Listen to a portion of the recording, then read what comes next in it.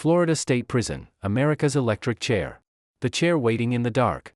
On a quiet piece of land in northern Florida, surrounded by layers of razor wire, concrete barriers, and armed security posts, stands one of the most feared prisons in American history. Most prisons are known for the people locked inside. This prison became known for something else. A chair. A single wooden chair that would become one of the most controversial symbols in the history of American justice. For decades, condemned prisoners entered Florida State Prison knowing that somewhere inside these walls stood the machine that might end their lives. A machine so infamous that it earned a nickname recognized across the country. Old Sparky. To some Americans, it represented justice. To others, it represented cruelty. But regardless of where people stood in the debate, nobody could deny the power of its reputation. For generations, inmates whispered about it. Correctional officers knew exactly where it sat. Attorneys fought desperately to keep their clients away from it. And families of murder victims often waited years, sometimes decades, for the moment when the state would finally use it. Yet what made Florida State Prison different wasn't simply the existence of an electric chair. Several states used electrocution. What made this prison different were the events that unfolded around it. Events that shocked witnesses. Events that made international headlines. Events that forced Americans to ask whether modern executions were truly as controlled and humane as officials claimed. Tonight, we are going inside Florida State Prison. Inside the prison that became the center of one of the most controversial chapters in the history of capital punishment. And before we reach the execution chamber, we must first understand the prison itself. Because the deeper we go into these walls, the darker the story becomes. Before we continue, subscribe and comment where you are watching from. Florida State Prison has existed for more than 6 decades, but its story begins long before the electric chair became famous. The prison opened in 1961 near the small community of Rayford, Florida. The location was not chosen by accident.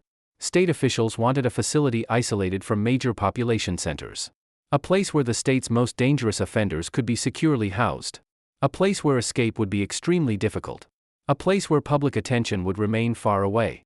The result was a massive correctional complex surrounded by forests, open land, and layers of security.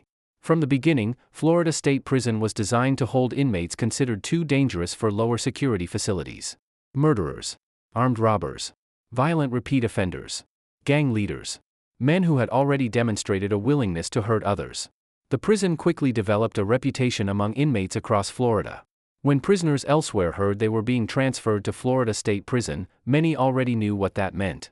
Stricter security, harder conditions, less freedom, more danger. Within the correctional system, reputation matters. And Florida State Prison earned one early. But even during those early years, nobody could have predicted how closely the prison's identity would become linked to death row. Or how one room inside the prison would eventually make headlines around the world. Because hidden behind layers of security was a chamber few people would ever see. A chamber built for a single purpose. And over time, it would become the most famous room in the entire prison. Arrival at Florida State Prison. For many inmates, the journey to Florida State Prison begins long before they arrive. The transfer bus itself is often silent. Not because conversation is prohibited. Because many prisoners are thinking about what awaits them. The sound of chains echoes across the metal floor. Windows reveal little of the outside world. Some inmates stare forward. Others glance through the glass. Some already know former prisoners who have been housed here. And the stories they heard are rarely comforting. Hours later, the bus reaches the prison. Massive fences appear first. Then towers. Then walls. Then gates. The prison seems to rise out of the landscape itself. The moment inmates step off the bus, they enter an entirely different world. Orders come quickly. Stand here. Move there. Face forward. Hands visible. Every movement is monitored. Every instruction matters. Reception processing begins almost immediately. Property is inventoried. Photographs are taken. Records are reviewed. Security classifications are confirmed. Some inmates will eventually enter general population. Others will spend much of their time in more restrictive housing units. A few are destined for death row. Regardless of where they are assigned, one reality becomes clear very quickly. Inside Florida State Prison, freedom disappears behind schedules, procedures, and locked doors. And learning how to survive becomes a daily necessity. Because prison survival involves far more than avoiding fights. It means understanding an entire social system. A system that exists behind the walls. A system governed by both official rules and unwritten codes. And violating either one can have serious consequences. A day inside the prison. Life inside Florida State Prison begins early. Long before the outside world starts its day, correctional officers are already conducting counts. Every inmate must be accounted for. Every movement documented. Every housing unit checked. The process is routine. But routine is the foundation of prison security. A single missing inmate can trigger immediate emergency procedures. A single security failure can place staff and prisoners at risk. As morning count concludes, breakfast begins. Food trays move through the institution. Cell doors open and close according to strict schedules. Officers monitor movement. Inmates head toward assigned jobs, educational programs, maintenance duties, or other authorized activities. From a distance, the prison can appear highly organized. And in many ways it is. But beneath that structure exists constant tension. Thousands of people are living in a confined environment. Many have histories of violence. Some belong to rival groups. Others carry personal conflicts from outside prison. Every interaction carries potential consequences. A disagreement over respect. An unpaid debt. A misunderstanding. Any of these can escalate unexpectedly. That is why officers remain alert throughout every shift. Because maintaining order requires more than simply locking doors. It requires understanding the people behind them. And nowhere is that challenge greater than among inmates serving the longest sentences. Especially those who know they may never leave alive. Death row, the long wait for execution. For most inmates at Florida State Prison, time is measured in months and years. For those on death row, time is measured differently. It is measured in appeals, court hearings, legal filings, and the uncertainty of not knowing exactly when the waiting will end. Florida's death row has housed some of the state's most notorious killers. Men convicted of murders so serious that prosecutors sought the ultimate punishment available under the law. Once sentenced to death, inmates enter a world that is far more restrictive than ordinary prison life. Their universe shrinks dramatically. A cell. A concrete floor. Steel bars or reinforced doors. Limited personal possessions. Limited movement.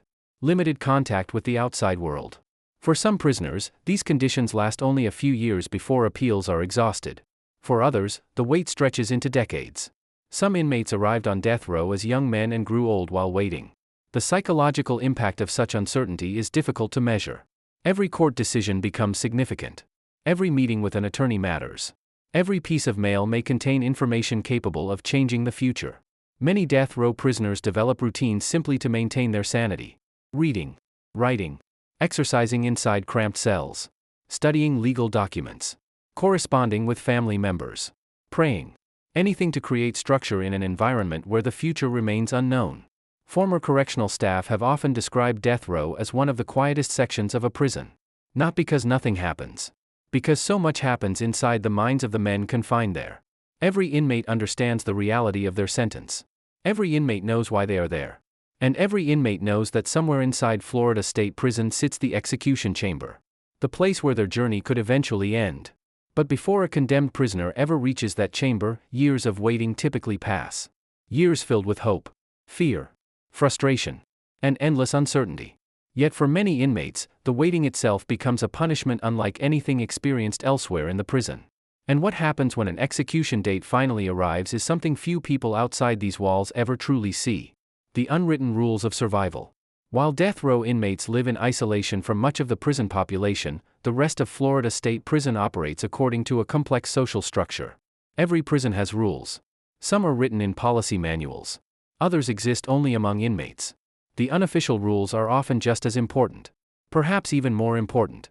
New arrivals learn quickly that respect carries enormous value behind bars.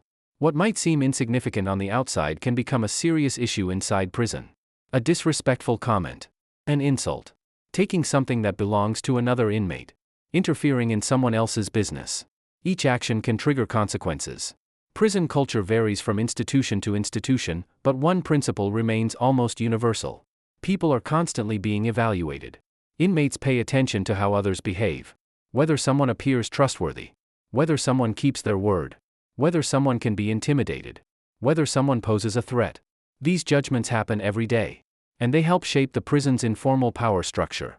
Certain inmates gain influence because of reputation. Others gain influence through connections. Some gain influence through fear. Correctional officers work continuously to maintain order, but no prison operates solely according to official authority.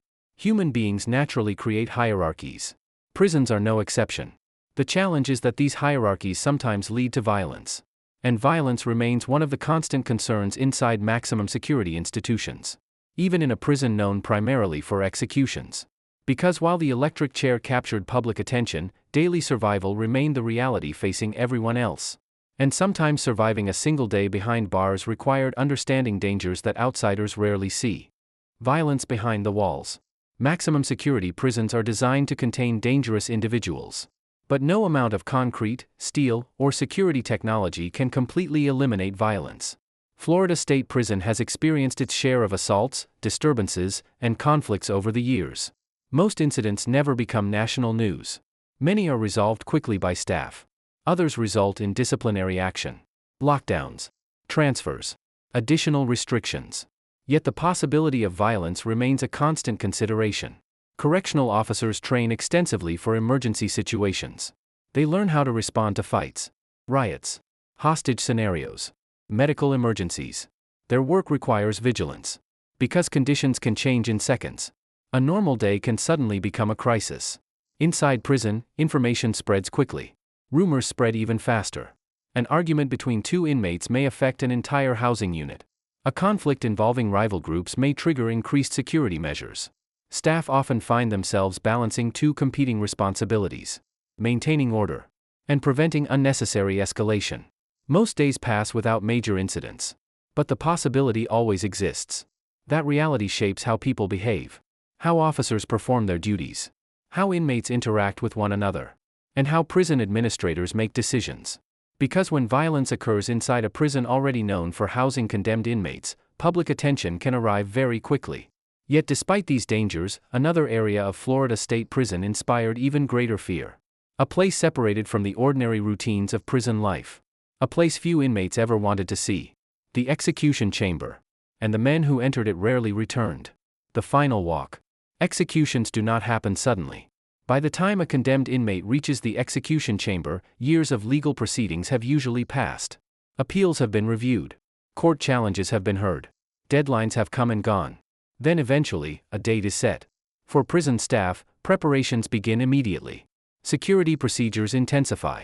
Special teams receive assignments. The prison enters a unique operational mode. For the inmate, the experience is even more personal. Every remaining day acquires new significance. Every conversation may be among the last. Every letter carries added meaning. Attorneys often continue filing motions until the very end. Sometimes executions are delayed. Sometimes they are halted. Sometimes they proceed as scheduled.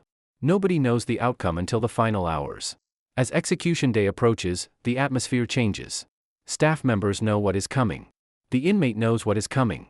Even other prisoners become aware. Then comes the final walk. A short journey through prison corridors. A journey that may last only minutes. Yet those minutes represent the end of a process that often began decades earlier. The condemned prisoner is escorted under heavy security. Witnesses gather. Officials verify procedures. Everything follows a carefully planned sequence. Because the state wants complete control over every aspect of the event. And at Florida State Prison, that final walk often ended at one particular destination. A wooden chair that had already become infamous. Old Sparky. A machine whose reputation was growing with every execution. And soon, that reputation would become a national controversy. Old Sparky. The electric chair looked surprisingly simple. Wood. Metal. Leather straps. A headpiece. A leg electrode. Nothing about its appearance suggested the enormous power it was designed to unleash. Yet for decades, this chair represented Florida's method of carrying out death sentences. Supporters believed electrocution offered a more civilized alternative to older forms of execution. Critics argued that electricity could never guarantee a painless death. The process was intended to be precise. The inmate would be secured to the chair. Electrodes would be attached. Electrical current would pass through the body. Death would follow. At least, that was the theory. In practice, executions are biological events involving the human body. And human bodies do not always respond predictably. Throughout the 20th century, electric chair executions across the United States generated controversy. Some appeared to proceed smoothly. Others raised troubling questions. Florida's electric chair would eventually become one of the most controversial examples in the nation. Not because of how often it was used, but because of what witnesses claimed to have seen. Incidents that would challenge public confidence in the process itself. incidents that transformed Florida State Prison into a symbol of the broader debate over capital punishment. And one execution in particular would become impossible to ignore. What happened next would place Florida at the center of international attention. Pedro Medina and the fire. On March 25, 1997, Florida State Prison carried out the execution of Pedro Medina. Medina had been convicted of murder and sentenced to death. By the time his execution date arrived, officials expected the procedure to follow established protocols. Instead, it became one of the most controversial executions in modern American history. Witnesses reported seeing flames emerge from Medina's head during the electrocution. The fire lasted only moments. But those moments changed everything. People who witnessed the execution described shock and confusion. News organizations quickly reported the incident. Images and descriptions spread across the country. Questions followed immediately. How could this happen? Was the equipment functioning properly? Did the execution cause unnecessary suffering? Prison officials defended the procedure and argued that the execution had been carried out lawfully. Investigations examined what occurred. Experts debated possible explanations. Yet public attention remained focused on one undeniable fact. Witnesses had seen flames. For supporters of capital punishment, the incident was embarrassing. For opponents, it became powerful evidence in arguments against electrocution. The controversy reached beyond Florida. National media covered the story extensively. International observers criticized the event. And suddenly, Florida State Prison was no longer just another maximum security prison. It had become the center of a national debate. But even more controversy was coming. Because within just a few years, another execution would reignite criticism. And this time, the images would be even harder to ignore. Florida State Prison remains one of the most controversial institutions in American correctional history. Behind its walls, countless stories of crime, punishment, justice, and human consequence have unfolded. But perhaps no symbol is more closely tied to its legacy than the electric chair known as Old Sparky. Whether viewed as a tool of justice or a reminder of a darker chapter in American history, its story continues to raise difficult questions that have never been fully settled.